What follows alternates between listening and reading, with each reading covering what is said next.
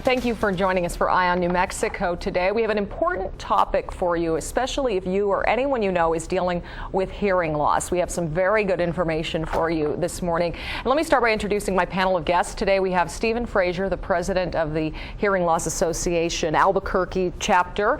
We also have Clifford and Dr. Norm Dawson. I'll be telling you more about their roles in just a moment. Both of them, of course, affiliated with the association. Thank you all for being here this morning. Well, thank you for this opportunity. Yeah, absolutely. Stephen, let's start with you because Hearing Loss Association of America has chapters all over the country, including 3 here in New Mexico. And you're really wanting to reach out to people struggling with this to make sure they know there is this association and there are a lot of resources for them. That's right. Dealing with hearing loss involves more than just getting hearing aids, getting a hearing tested, and getting hearing aids. Once you have those hearing aids and accept the fact that you have a hearing loss, there are a lot of strategies and a lot of technologies and other things that people need to learn about. And the best place to learn that is at a local Hearing Loss Association chapter meeting. We have experts who come in and make presentations on lip reading, on strategies for living with hearing loss, on cochlear implants, on advances in hearing aids, and a lot of other topics that they need to learn about. There are a lot of free services available to people with hearing loss that they're not aware of. Yeah, let me give you an idea of why we wanted to bring this topic up to out to the forefront here. This is a huge issue that affects so many New Mexicans. You said about 50 to 60,000 New Mexicans have severe hearing loss. Right. Much more have some level of hearing loss. Is that right? Well, the estimates are that there are over 300,000 people in New Mexico with some degree of hearing loss. For some of them, it may be mild enough that they're not even aware of it. Or if they are aware of it, it may not be at the point where they really need hearing aids. But for an awfully lot of them, they have reached the point where they should have their hearing tested and probably get hearing aids. Yeah, Carol, you're an audiologist, and you've seen this problem of people just not even realizing they either need the help or not wanting to get the help when they start to realize their hearing is not as good as it used to be. Exactly. I think that there's some reticence to dealing with hearing loss. People maybe think it's something I can't deal with, there aren't good solutions, but technology is amazing today, and you combine the technology that's available with services like the Hearing Loss Association of Albuquerque, and you really see amazing success stories of people who gained their life back, who feel like they're back in charge of things, they're participating in social functions, they've got their personality back. And that's neat. Nobody more so than our other guest here this morning, Dr. Norm Dawson, who spent a good portion of his life completely deaf. Is that right? And through a cochlear implant that changed everything, and it's a good thing you knew about that. Tell us how that happened. Well, I'd been deaf for 25 years. I learned sign language to go to school to get all my 3 college degrees, including my doctor's degree in chiropractic. And I was at a family reunion in Illinois one time, and an audiologist who just graduated with her master's degree came up to me and she says, "I noticed you're signing. What kind of a hearing loss do you have?" I told her, and she said, "Do you know that you can get a cochlear implant now that you can hear on the phone with?" And I was just blown away. And within 30 days, I'd already made contact with the surgeon and started it up, and it changed a whole lot of dynamics of my life in a big way. I'm sure now, you were telling me that you had some degree of hearing loss throughout your life, from a young point in your life, and even before you were completely deaf. Were you always aware of the types of resources out there? Is it important for someone in a position like that to get kind of plugged in and involved? Well, actually, I started losing my hearing at 5 years old. It became worse. When I was 15, I just couldn't function in school properly, so I got a hearing aid at 18. I got the second one, but when I was in high school, there was nobody else at that age who had hearing aids. And then even as an adult, for several years, I was like, I'm the only one out there with a hearing aid at that age. And so I found HLAA one time. I was reading something in the newspaper, and I said, there's a group out there that provides support. I was just really ecstatic about that, enjoying the organization, and have been a member for many, many years. Yeah, past president, I think I may have mentioned, and certainly very important for all these people. Now, he brings up a great point, Stephen, that this can affect people of all ages, and also, of course, a lot of older New Mexicans lose their hearing as an age-related condition. Oh, absolutely. 65% of people with hearing loss are below the age of 65. Wow. And there are estimates that a substantial percentage of grade school and certainly high school students have a measurable loss, partly because of some of their noisy toys, boom cars and what have you, that are going to affect their hearing.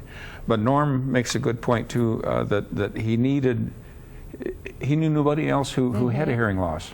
And that's one of the benefits of a Hearing Loss Association meeting, is that you get to interact with other people who have a hearing loss and realize I'm not the only one. Yeah, that is a great point. Tell us about some of the benefits. And let me ask you, first of all, Norm mentioned the audiologist he talked to at that party, that function.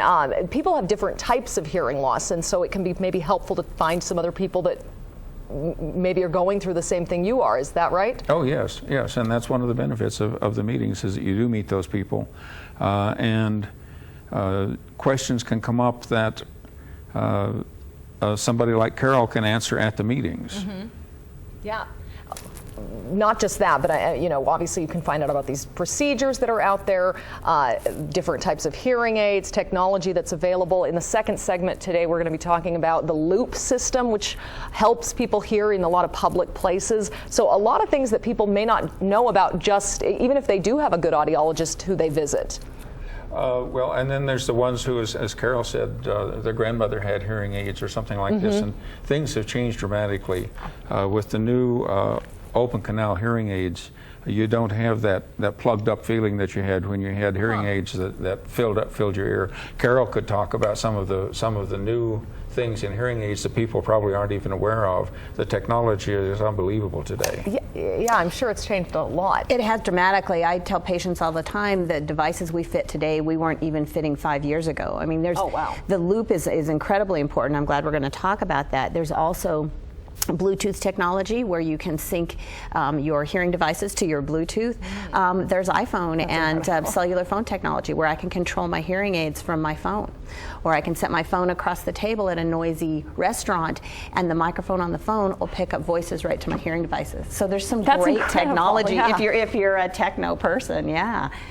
It's a world of difference. It's a lot more fun and a lot more rewarding to see patients really embrace that. Yeah, oh yeah, that's absolutely incredible. And you said, you were telling me from the age of 40 and on is when people should start getting their hearing checks. So you are seeing a measurable hearing loss, even in people who still think of themselves as pretty young. Absolutely. In fact, as an audiologist, I've been doing this 30 years, and I see a real shift in people addressing this younger. I don't know if it's that boomers are more about taking charge of their life, but if people in their 30s and 40s are coming, getting tested, even with mild hearing loss, saying, I'm not as sharp as I once was, and I'm a little frustrated in meetings, and what can we do for to really make a difference? And the fun thing is that in a lot of practices, ours included, you can try these devices before you go out and spend a whole lot of money, because people are a little reticent there too. If their insurance doesn't cover it, what if I spend this and I don't like it?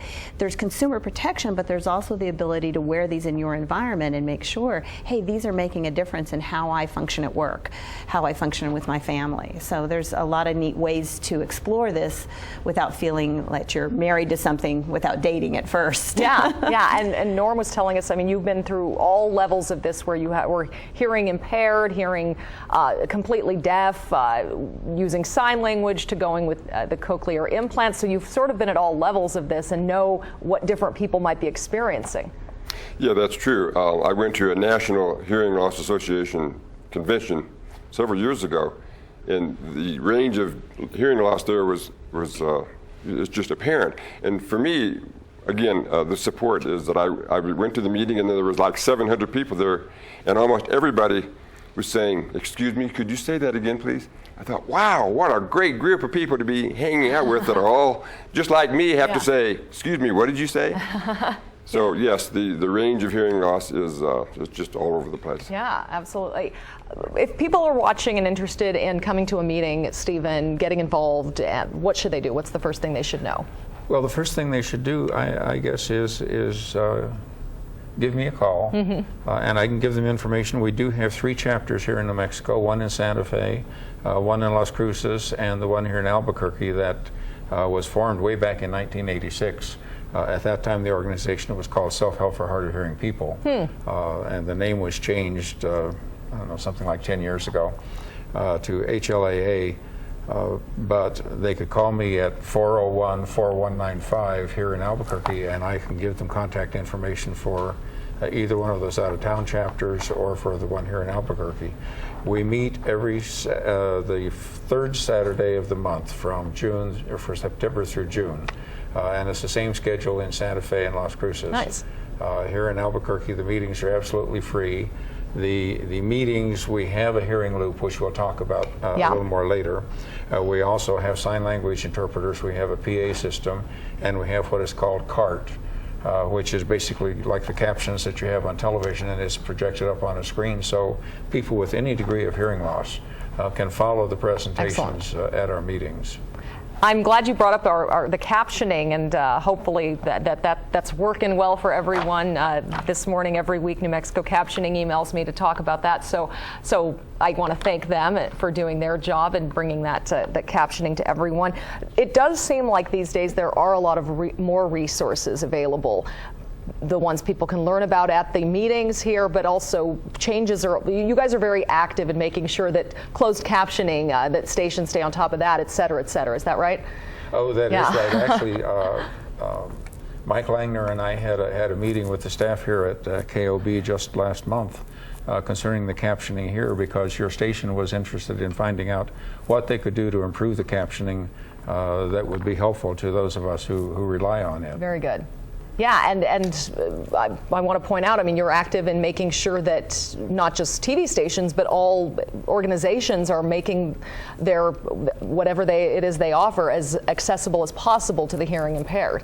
Well, that's one of the other things that Hearing Loss Association chapters do, is advocate for our needs. And for example, in the state of New Mexico, hearing aids were not covered by health insurance until a few years ago, and we were, along with a group of other people, instrumental in getting the law changed so that at least for children, health insurance had to cover hearing aids. There are exceptions to that depending on the type of insurance it is, but now most children, if their parents have health insurance, they're covered for hearing aids. That's just one of the many things. We also advocated for stronger noise laws here in Albuquerque, because noise is actually the #1 cause of hearing loss. And incredible. Now at city-owned facilities, there are noise limits that have been placed on them for rock bands and what have you. They cannot exceed those limits, and that protects the hearing of young people. Yeah, no, great. So you guys are advocating for all of us and those of you out there who are hearing still perfectly well. So thank you for doing that. And it's a great point that if you are dealing with hearing loss or know someone, you should come to these meetings, because if you have a problem, then they can advocate for you. So that's good to know. Oh, absolutely. Yeah, absolutely. Well, we're going to take a quick break, but when we come back, we will be talking with another guest about that system we mentioned, the loop system, that it's making it a lot easier for a lot of people to hear in public places. Stay with us. We'll be right back.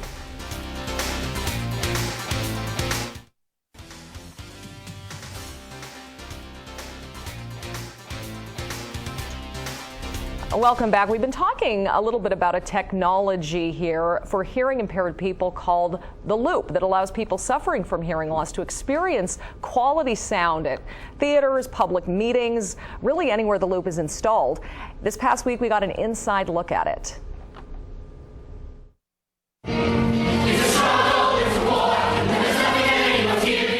Albuquerque Little Theater's recent production of Les Miserables played to sold-out crowds. But a few years ago, some of the people in that audience probably wouldn't have bothered buying a ticket because they wouldn't have been able to hear the show very well. And they can have the most wonderful PA system in the world, but I still can't hear and understand what's being said. Stephen Frazier is among the estimated 13% of New Mexicans suffering from hearing loss. He doesn't have a problem at ALT, though, because this theater is now fitted with an assisted listening system known as a loop. Just this week, the same system was installed at the Cell Theater in Albuquerque. Crews were stringing up a wire that will encircle future audiences there, transmitting a signal to those with hearing aids. So folks who are hard of hearing hear no echoes, no air conditioner noise, no reverberation, no interference, just clear sound. The loop system even adjusts to a person's individual type of hearing loss, which is often a loss of clarity as opposed to volume. Frazier hopes more public venues will get on board. I know when I go to an Albuquerque City Council meeting, I can't understand most of what's being said. Getting city council chambers looped is one goal, and Frazier would love to see a loop in one of the loudest arenas in college basketball, the Pit, where even those with perfect ears can have a hard time hearing. As for Mike, his love of community theater inspired him to pay for the loop at the Cell, ALT, and other venues out of his own pocket, so that all people, all ages, can continue to enjoy the show. And welcome back. You may recognize this gentleman joining us now from The Story, Mike Langner, a member of the Hearing Loss Association of Albuquerque and the Loop New Mexico Committee. You, of course, as we mentioned, donated the money and did the installations on a lot of these loop systems at Albuquerque Little Theater and the Cell Theater, as we saw, and a lot of other places. It's amazing how many places have this system right now, Mike. You know, here in New Mexico, we are really remarkably ahead of many states.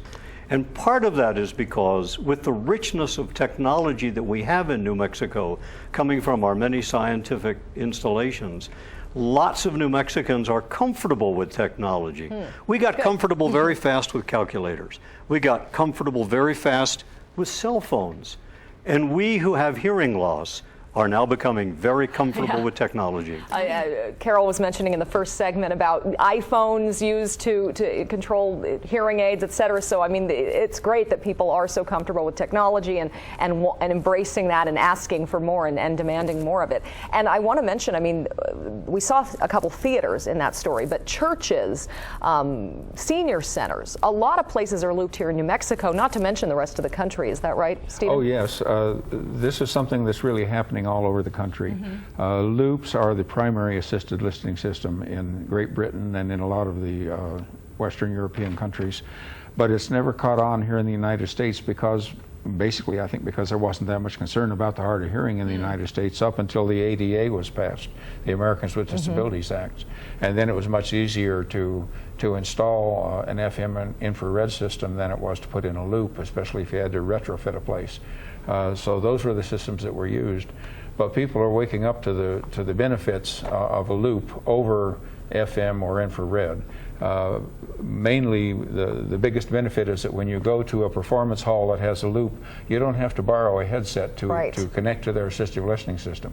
All you have to do is reach up and touch a button on your hearing aid to turn on what's called a telecoil, and it picks up the signal from that loop, and at the same time it turns off the microphones in your hearing aids so that you're not hearing papers rustling and, as Mike said, the air conditioning running and all these other sounds. You can focus on the voice of the speaker if it's a presentation, or of the actors if it's a drama or something on stage.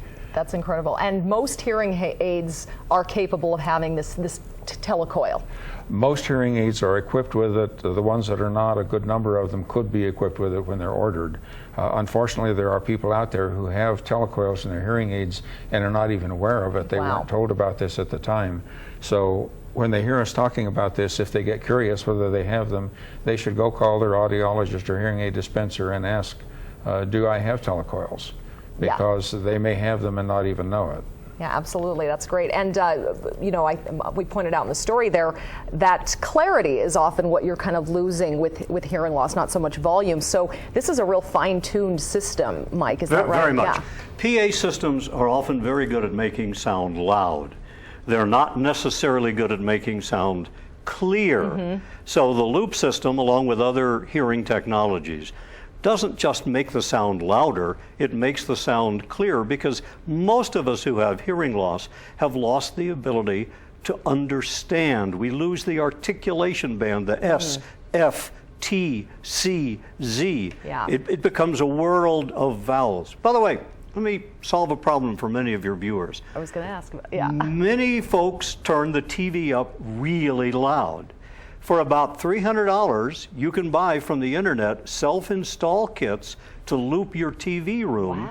And suddenly you have peace in the family. Your spouse, your friends, your family aren't yelling, turn down the TV. And you hear it more clearly. Highly recommended. Check the internet. That's incredible. Google for loops, hearing loops. Well, it's not, I mean, you know, obviously I'm not taking away anything from you because you're an engineer, you know what you're doing and installing this stuff, but it's not that expensive. It wasn't that difficult to do these installations at a lot of these places. So is that helping, do you think, get more places on board? I think it really is. And you make a very valid point. The average person will have no problem installing their own home stereo, but they would not do well installing a large loop system in a church or a performance hall. So for a small loop system for your home, have at it. Do it yourself. Save the money. It's just like installing your home stereo. Carol, we mentioned, of course, you're an audiologist. Do your patients know about this? Are they aware? And what have they reported in terms of the change? Well, it's fun to watch the evolution of this, and patients coming in now, consumers saying, now I need one of those T things in my hearing aids. And so years ago, they didn't know about it. And those that don't know, we try to educate them from the get-go. We give them information. One of the important things about a T-coil is to have it, but it's equally important to have it tuned, because the sort of generic setting that comes with it may not be giving maximum clarity. So many of our exam rooms at my practice are looped. So once we get the hearing aid tuned well, then we sit down with the patient in front of a TV that's looped and we work on fine tuning it so they get maximum clarity. Wow. Send them out to the public and they come back and say, well, at Albuquerque Little Theater it was good, but maybe it was a little this. It takes some retuning, but it's wonderful. In fact, I think that was, Stephen, you were telling me about that, how they'll take your individual type of hearing loss and the loop, unlike these other assisted listening systems, adjusts for that. Well, that's what Carol can do.